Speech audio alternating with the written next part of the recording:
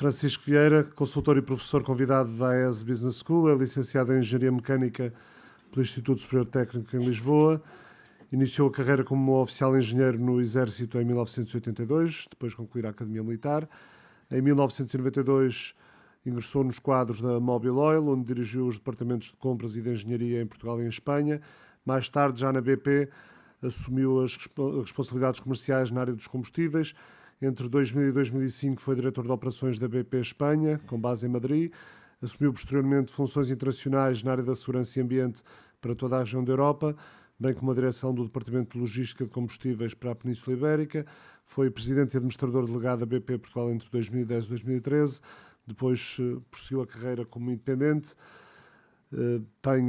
Tem formação universitária de pós-graduação e educação executiva na Faculdade de Direito de Lisboa e em várias universidades dos Estados Unidos e do Reino Unido, desde a Stanford nos Estados Unidos, à Kellogg School of Management, à Harvard Business School, ao MIT e algumas britânicas como Cambridge e a London School of Economics.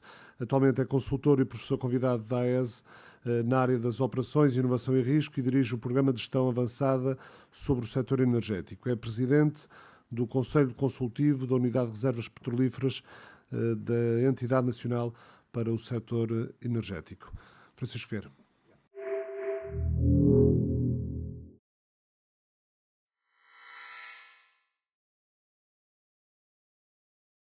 É com enorme prazer que volto aqui a esta conferência da COFACE, que aliás felicito pela grande qualidade que tem tido e também um agradecimento pessoal ao Dr. José Monteiro, que me convidou para aqui vir apresentar-vos este tema da energia e da geopolítica da energia. Eu devo começar por dizer que isto tem-se tornado nos últimos tempos um certo clichê, a forma como se fala da transição energética e da geopolítica e destas novas transformações, até porque tem tanta diversidade de argumentos, cenários, etc., que isto dá para vender qualquer doutrina e qualquer posição, por mais contraditória e contrária que seja. Portanto, o que é que eu me propunha aqui, no fundo, fazer rapidamente era tentar descodificar. Imagino que alguns estarão familiarizados com o assunto e com o tema, mas tentar descodificar aqui este tema em 15 minutos e dar-vos aqui uma visão que, sem dúvida nenhuma, acaba por ser muito relevante para todos estes assuntos que acabaram aqui de ser expostos. A energia não é o único pilar do desenvolvimento económico, mas é um pilar muito importante, quer nos ciclos de crescimento e de maturação, quer também nos ciclos de contração. Há sempre qualquer variável energética ou do setor energético que acaba por estar a potenciar quer o crescimento, quer a contração, quer a expansão, quer as dificuldades neste nosso mundo, não é? Bom, a verdade é que quando se fala em geopolítica isto carrega-se aqui, não é? Não há um coisito destes de... Está aí. Tá. Ok. Muitíssimo obrigado. Quando se fala em geopolítica... Vamos lá aqui.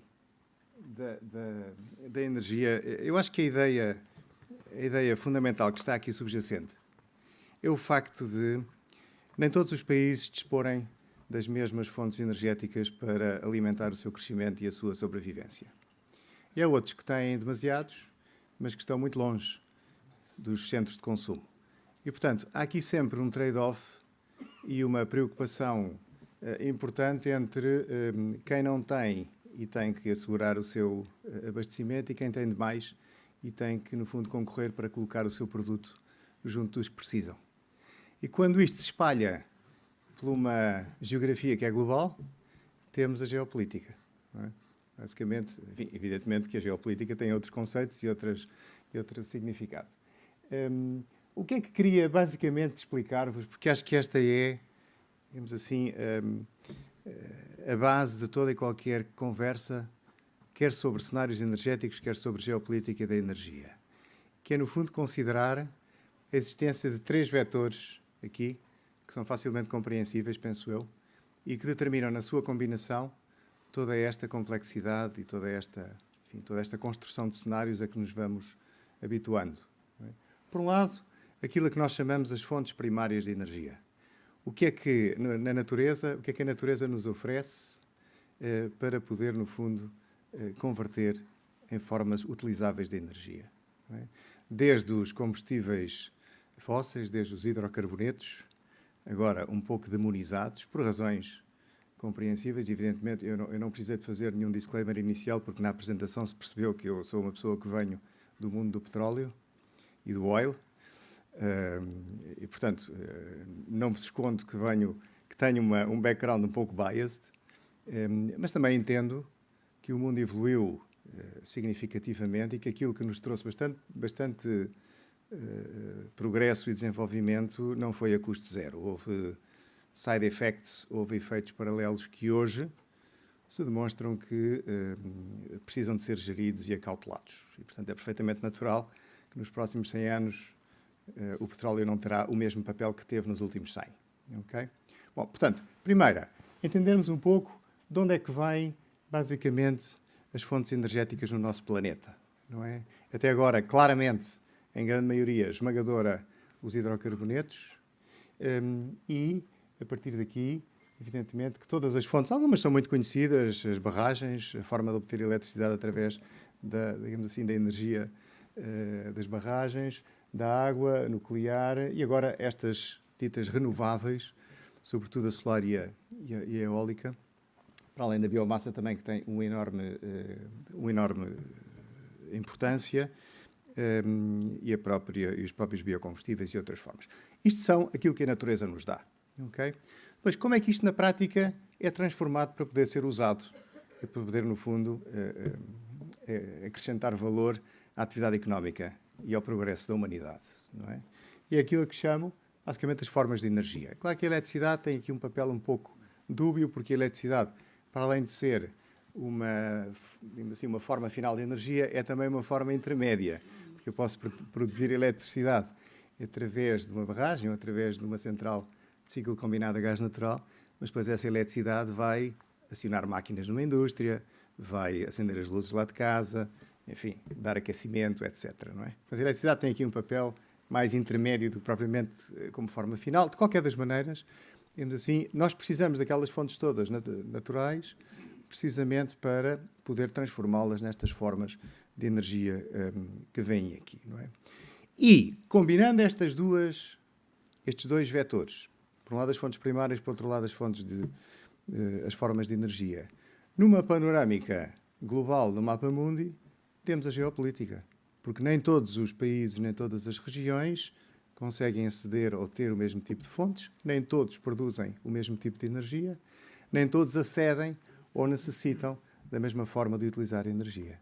E, portanto, é esta combinação quase que, enfim, ilimitada de variáveis que compõe aqui o teatro, o tabuleiro, enfim, do monopólio, não é? E, portanto, todas as conversas que temos sobre este assunto, sobre estes temas, acabam por integrar estas três valências, não é? Bem, uma coisa que me parece interessante, eu começo por dizer, cada vez que se apresenta um gráfico nesta indústria da energia, ou neste tema do setor energético, vocês podem ver exatamente os mesmos gráficos sobre as mesmas variáveis, sobre os mesmos períodos, com uma mensagem francamente dispara e diferente. Okay?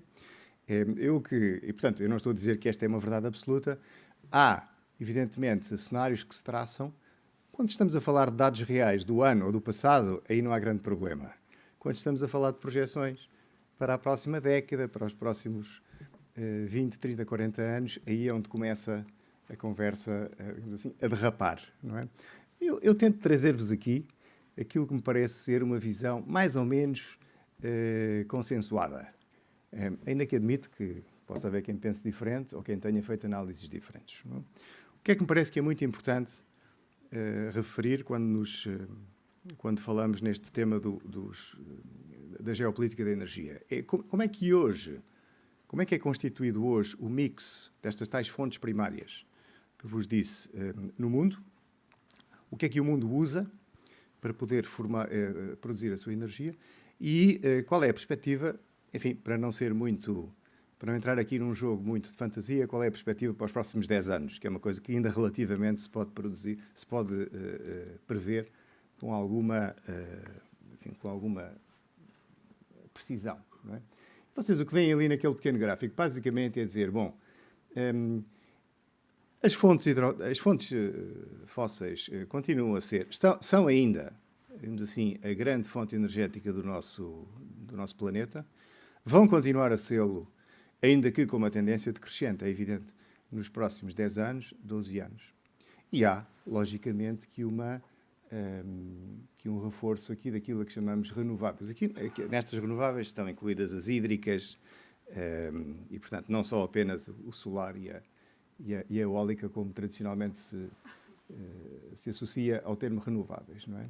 Está ali um capítulo, ou uma classe que é de facto nuclear, que é, assim, parece-me que as coisas não estão claras. Houve, enfim, sobretudo da parte da Europa, alguma decisão, e da Alemanha em particular, de descontinuar o nuclear, quando, na prática, acaba por ser uma excelente fonte ou uma excelente solução para o problema das alterações climáticas. Mas já lá vamos.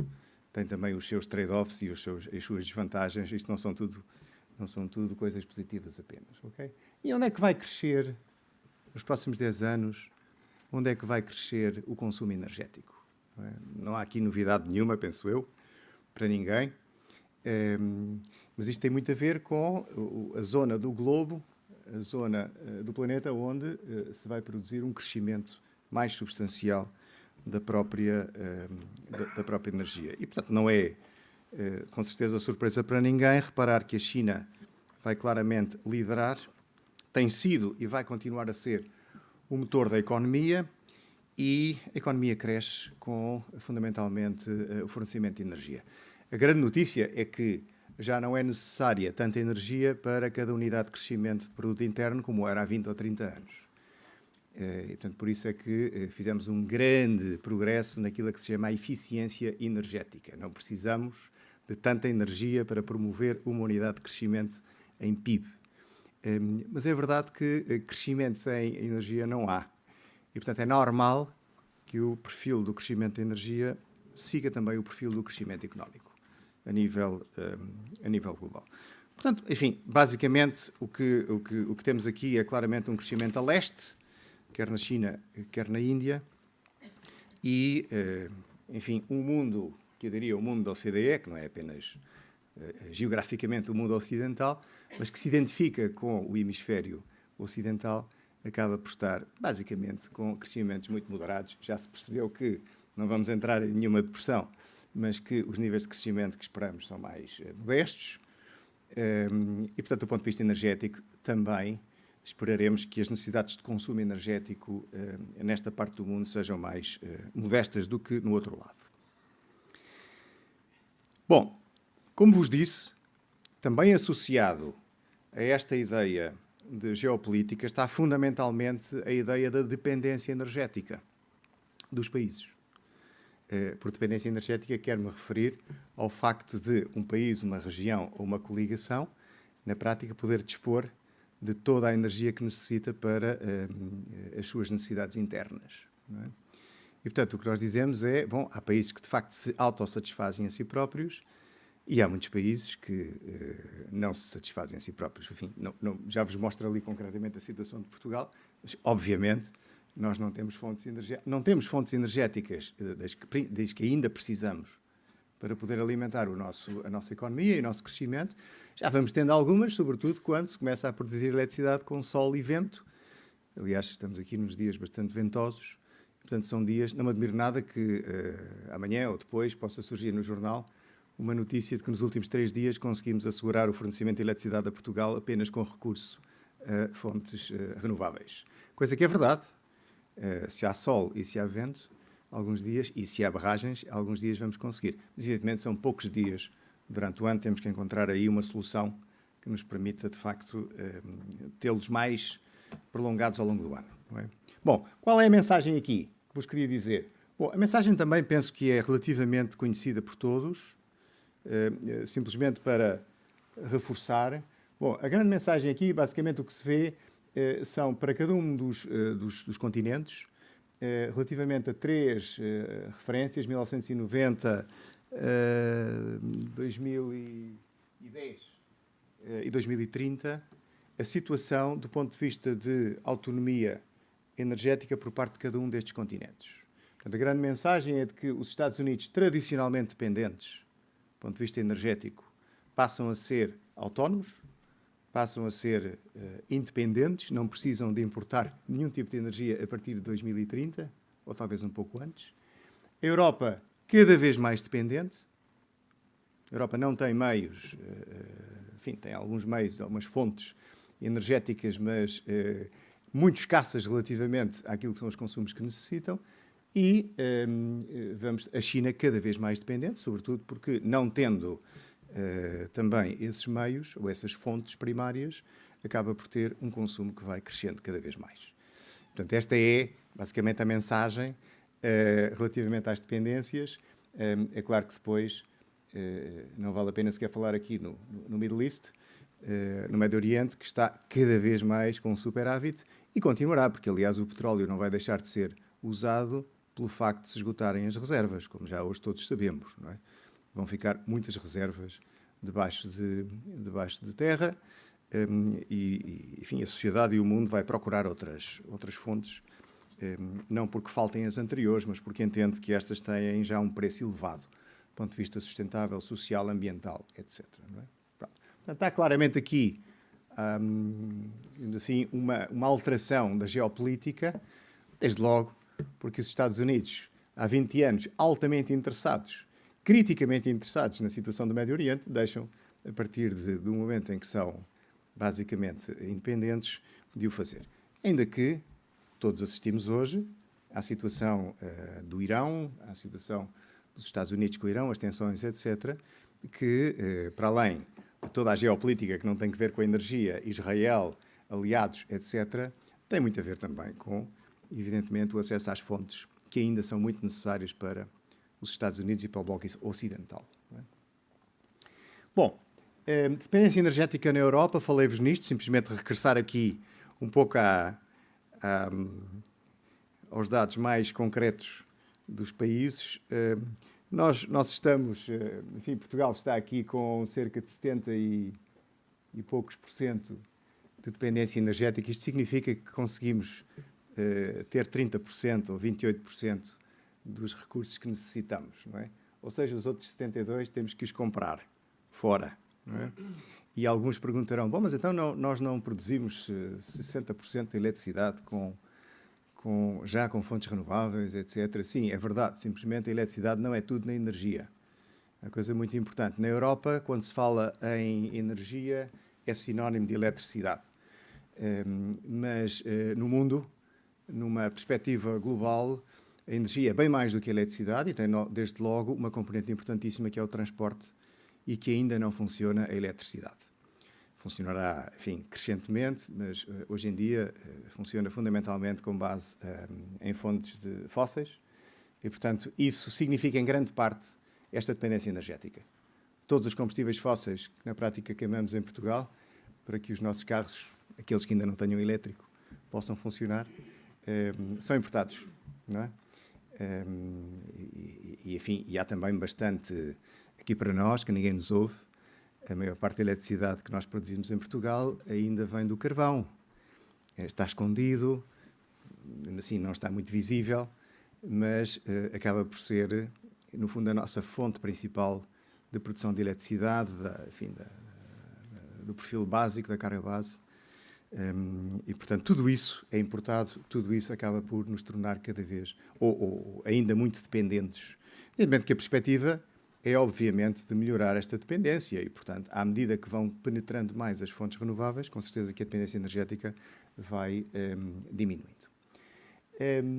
O que é que vos queria dizer aqui relativamente à geopolítica? Normalmente, quando se fala de geopolítica da energia, o significado, o eixo primário é claramente o gás natural. E porquê? Não é que não se possa falar da geopolítica da energia, evidentemente que sim, porque o gás, até há bem pouco tempo, tinha uma característica que o diferenciava das restantes fontes principais, nomeadamente fósseis. É que só podia ser transportado através de gasodutos. E, portanto, quando se pode transportar uma matéria-prima de um sítio para outro, o sítio em que se injeta é fixo, o sítio em que se entrega é fixo, não há flexibilidade. Eu não posso, entretanto, digamos assim, desviar esse produto que meti no gasoduto para ir para outro cliente, para outra. Isto gera, de facto, aqui um constrangimento importante, com umas repercussões geopolíticas absolutamente visíveis. O caso mais paradigmático é a transformação da ex-União Soviética, que tinha um sistema de gasodutos absolutamente notável, construído pela ex-URSS, e que, no fundo, fazia escoar todo aquele produto através da Ucrânia, fundamentalmente, e da Polónia, para chegar à Europa, que é o grande consumidor do gás russo. Bom, com todas estas transformações, não preciso de vos dizer o que se passou na Ucrânia, o que se passou na Crimeia, etc. E, a certa altura, todas esses ativos, essas infraestruturas ficaram basicamente limitadas, muito limitadas. Não é? E começa-se, digamos assim, a procurar outras formas de poder chegar a escoar o gás russo até à Europa. Não é? Bom, depois há outra grande novidade em toda esta panorâmica. O gás que antes só podia ser transportado via tubo, passa a ser transportado liquefeito com navios, através de navios. Claro que isto abre uma enorme perspectiva, até do ponto de vista geopolítico, por uma simples razão. Reparem, os Estados Unidos, que hoje são um grande produtor de gás natural, por tubos não os iam pôr a lado nenhum, a não ser no seu próprio mercado doméstico. Por LNG, por metaneiros, colocam-nos hoje em todo o mundo. E, portanto, passam a ser, na prática, um concorrente ativo do gás russo em todo o mundo. Haja terminais para receber este gás líquido ou liquefeito, voltar a gasificá-lo e metê-lo nos tubos para chegar aos respectivos clientes. Não é? Portanto, esta é também uma grande alteração que assistimos. Nós, em Portugal, temos um terminal que recebe gás liquefeito em Sines, chega para as nossas necessidades, e na Europa existem dezenas, muitas dezenas de terminais que recebem este tipo de produto. Portanto, é muito fácil para a Europa começar a receber gás natural que não seja apenas pelos tubos que vêm da Rússia. Não é? Só que, como evidentemente que se produz todo este problema, toda esta questão das Ucrânias e digamos assim, da rigidez destes países de trânsito para escoar o gás russo para a Europa, então a Europa começa, evidentemente, a procurar alternativas e começa a construir, precisamente, pipelines chamados South Stream, através da Turquia, que vêm já, não da URSS, mas vêm, evidentemente, de países como o Azerbaijão, o Cazaquistão, sobretudo aqui do Mar Cáspio, onde existem enormes reservas de gás natural. Curiosamente, os nossos amigos alemães, altamente dependentes do gás russo e sempre expostos às dificuldades da Ucrânia e às dificuldades de passagem da Ucrânia, combinam com o Sr. Putin construir, não um, mas 2 gasodutos através do Mar Báltico, o chamado Nord Stream, que despertou a fúria, não vou dizer de outra maneira, do Presidente dos Estados Unidos, Trump, que também não se fez rogado quando falou com a Sra. Merkel e lhe manifestou o seu desconforto por esta parceria estratégica com o inimigo fidagal da NATO, que é e será sempre a Rússia. Não é? Portanto, isto são, enfim, alguns apontamentos ou algumas pinceladas sobre esta nova geopolítica que emerge de toda esta nova realidade que tem a ver com a alteração de fontes primárias, com a possibilidade de, na prática, se transportar as coisas de outra maneira, etc. Uma nota muito rápida relativamente à Europa.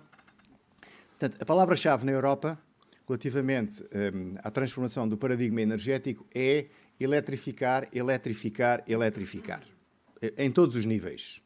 Portanto, se lerem as diretivas europeias, se lerem a política energética, os objetivos, na Europa o que se pretende é que as economias funcionem a eletricidade. Eu não estou a dizer isto com ironia nem sarcasmo, simplesmente para vos dizer que o que é que move, na prática, o que é que move esta estratégia? É sobretudo o combate às alterações climáticas. Evidentemente que, assumindo que a eletricidade se pode produzir a partir de fontes limpas ou de fontes verdes e renováveis, coisa que ainda não é o caso. Mas, evidentemente que, na perspectiva de haver muito maior penetração deste tipo de fontes, a solução é, de facto, a eletrificação. Curiosamente, e aqui volto um pouco ao tema do nuclear, curiosamente, dentro deste desidrato de combater as alterações climáticas, o nuclear é posto de lado.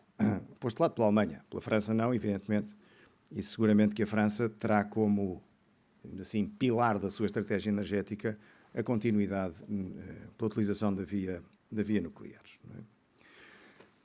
Para não vos maçar muito mais, e para terminar aqui com um apontamento que já foi aqui referido relativamente à China, que acaba por ser, digamos assim, o protagonista da deslocação de alguns centros de expertise que são absolutamente cruciais nesta agenda energética. Não é? Aquilo que são as grandes tecnológicas que nós conhecemos hoje e continuam a ser, não é? E que foram aqui referidas, com base nos Estados Unidos e que dominam o mundo, não é? Estes nossos amigos das Apples, dos Facebooks, das Amazons, etc. A verdade é que, digamos assim, está a aparecer na China um conjunto de concorrentes. A maior parte deles nós nem sequer conseguimos reconhecer do ponto de vista de brand ou de marca, não é? Se calhar alguns, tipo, enfim, Alibaba ou Tencent, se calhar podem ser já conhecidos. Mas estes são, sempre está a nascer um império no digital, em que a China, de facto, está a tomar, digamos assim, uma liderança clara, não é? Mas estamos a assistir a toda esta conversa. Eu não sei até que ponto é que isto é real, se é virtual, da ameaça da cibersegurança relativamente à Huawei e aos chineses. Enfim, admito que sim. Mas o que está aqui verdadeiramente em causa não é um problema de cibersegurança. O que está aqui verdadeiramente em causa é um problema de liderança naquilo que é um dos setores mais cruciais no domínio, enfim, do desenvolvimento do mundo e da economia, que é o digital. Não é? E aqui, claramente, os créditos estão a transferir-se para outro lado, para outro hemisfério. Outra área muito interessante a que assistimos, e isto é curioso, é precisamente aquilo que era uma das grandes vantagens competitivas da Europa, a indústria automóvel, com um desenvolvimento, digamos, que todos, basicamente, a que todos assistimos relativamente aos fabricantes alemães e franceses de automóveis, com o desenvolvimento dos motores diesel que levaram a que, enfim, se calhar provavelmente uma grande parte dos carros que nós ainda conduzimos são a diesel, não é? Estão basicamente a dar lugar ao veículo elétrico, que ainda não está num estado de maturidade, sobretudo porque as baterias ainda não conseguem dar-nos aquilo que nós, pelo menos a nossa geração, pretende, que é uma certa, assim, autonomia. Mas a verdade é que quem domina o negócio das baterias no mundo, quer para automóveis, quer para outro tipo de armazenagem, são os chineses. E quem domina o negócio das baterias vai dominar o negócio da mobilidade. E quem o vai fazer é a China. Não vai ser nem a Europa, nem os Estados Unidos. A acrescentar a isso também um pequeno pormenor. De facto, o que vai crescer mais do ponto de vista, e o que tem mais potencial para crescer do ponto de vista de energia renovável para a produção de eletricidade, é a solar fotovoltaica. Quem domina a produção de painéis fotovoltaicos no mundo e o desenvolvimento tecnológico de painéis fotovoltaicos no mundo é a China. A China já não são aqueles habilidosos que copiam os relógios da Patek Philippe e até vendem umas cópias melhores que os originais. São verdadeiramente quem desenvolve e quem tem dado um empurrão na tecnologia destes assuntos. Não é? Portanto, isto só, evidentemente que eu podia estar aqui, digamos assim, indefinidamente a acrescentar neste mapa temas e setores onde toda a força dos centros de expertise estão a deslocar da esquerda para a direita. Mas limito-me a estes dois, ou estes três, incluindo os painéis solares, porque me parecem verdadeiramente significativos. E à laia de conclusão, deixava-vos só aqui com, enfim, estes seis aspectos com os que encerraria, já todos referidos, talvez a única coisa que não referi ainda, ou talvez duas ideias. Primeiro, que de facto o próximo paradigma energético aquilo que até hoje foi, basicamente, enfim, petróleo e gás e carvão, vai ser um paradigma muito mais diversificado e, portanto, aquilo que eram os donos do petróleo, do gás e do carvão são os grandes predadores, basicamente. O gás, enfim, como se costuma dizer, acaba por ser um combustível de transição e, portanto, vai ser um combustível bastante mais resiliente. Vai conseguir ser um combustível importante durante muito mais tempos.